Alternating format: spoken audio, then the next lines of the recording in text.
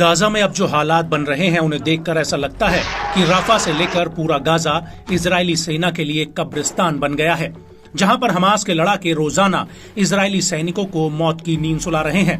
और गाजा के भीतर राफा ऐसी जगह है जहां इजरायली सेना लगातार घुटनों के बल आती जा रही है। दरअसल हमास के लड़ाके राफा और गाजा के अलग अलग हिस्सों में इजरायली सेना पर भीषण हमले कर रहे हैं, जिसमें आईडीएफ को बहुत बड़ा नुकसान हो रहा है। खुद इजरायली मीडिया ने अब इस बात को मान लिया है कि गाजा इजरायली सेना के लिए मौत का जाल बन गया है।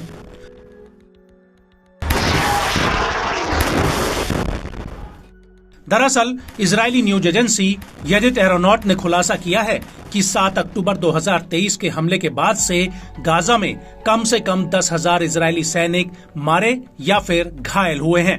न्यूज एजेंसी के मुताबिक हर महीने रक्षा मंत्रालय के रिहैबिलिटेशन सेंटर में 1,000 घायल सैनिकों को इलाज के लिए भेजा जा रहा है। एजेंसी का कहना है कि इजरायली सेना गाजा में कई महीनों से चल रही लड़ाई के दौरान कम से कम 10,000 सैनिकों की मौत या घायल होने की समस्या से जूझ रही है। इतिहास में कभी भी इजरायल के युद्ध में ऐसे हालात नहीं बने जहां पर जवान दुश्मन की जमीन के भीतर विपरीत परिस्थितियों में लगातार 10 महीनों से लड़ रहे हों। लेकिन गाजा में आईडीएफ की होती दुर्गति को लेकर इजरायली संसद पर भी सवाल उठ रहे हैं। दरअसल येडिट एरोनॉट न्यूज एजेंसी ने इजरायली संसद की आलोचना करते हुए कहा है कि युद्ध के बीच अनिवार्य सैन्य सेवा को बढ़ाने के विधेयक को आगे बढ़ा दिया गया है, जिसकी वजह से इजरायली सेना में नियमित सैनिकों के बीच भारी निराशा है। वहीं दूसरी तरफ सीरियन गोलन हाइट्स में तैनात महिला सैनिकों की उनकी सैन्य सेवा अतिरिक्त रूप से 4 महीने के लिए और बढ़ा दी गई है।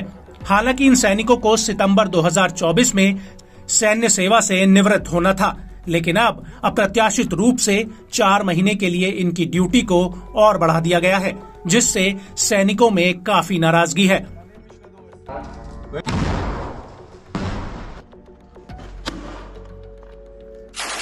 यहाँ पर आपको ये जरूर बता दें कि गाजा में जितने सैनिक मारे जा रहे हैं या फिर घायल हो रहे हैं, उनके आंकड़ों पर सेना का बड़ा पहरा है, यानी कि जो आंकड़े जारी हो रहे हैं वो हकीकत में ज्यादा हो सकते हैं।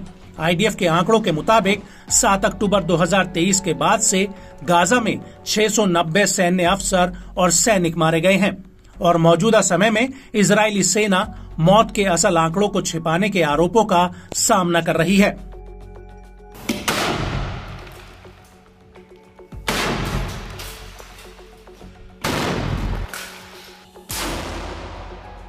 इसके अलावा आईडीएफ के पास जवानों की भी भारी कमी है, जिसके चलते 12 जुलाई 2024 को इजरायली कैबिनेट ने सैन्य सेवा को अगले 3 साल के लिए और बढ़ा दिया है।